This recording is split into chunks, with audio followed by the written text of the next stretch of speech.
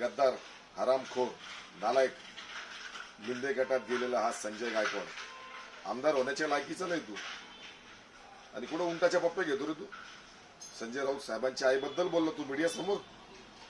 अरे तू किती बापाचा आहे. अरे ज्या बापानं तुम्हाला हिंदुत्व शिकवलं त्या बापाचे तुम्ही झाले नाही. तुमचे बाप आता सध्या कोण आहे. गुजरातचे दोघं जण बाप बदलणारी तुमची अवलाद. आणि तुम्ही संजय राऊत साहेबांच्या आईबद्दल बोलतात. तुम्हाला काय वाटलं तुम्ही बोलले म्हणजे राऊत साहेब या भाषेत बोलू शकत नाही. संजय राऊत साहेब सुद्धा बोलू शकतात. पण राऊत साहेबांना बोलण्याची वेळ आमच्यासारखे निष्ठावंत शिवसैनिक घेऊन देणार नाही. आम्ही कुठल्याही पातळीला जाऊन कुठल्याही भाषेत बोलू शकतो. पण आम्ही ही मराठी भाषेचा खऱ्या अर्थानं सन्मान करतो. आम्हाला मराठी भाषा कुठेही घाणीत घालायची नाही. पण आता घाणीत घालू आम्ही तुमचं तोंड. शिवसैनिकांची एवढी हिंमत आहे ना तुझ्या भागात येऊन तुझ्या घरापाशी येऊन तुझं तोंड आहे ना गॅटरीत खुपसू आम्ही. हरामखोर, नालायक तू आहे, तीनपाट तू आहे. आम्ही आमच्या भाषेत बोलू. कारण सुरुवात तू केली शिवी देऊन, शेवट पण तूच करशील जेव्हा तू माफी मागशील तेव्हा. नाही तर अशाच भाषेत शिवसैनिक शिवराळ भाषेत घाण भाषेत असे तुला आता प्रत्युत्तर देतील.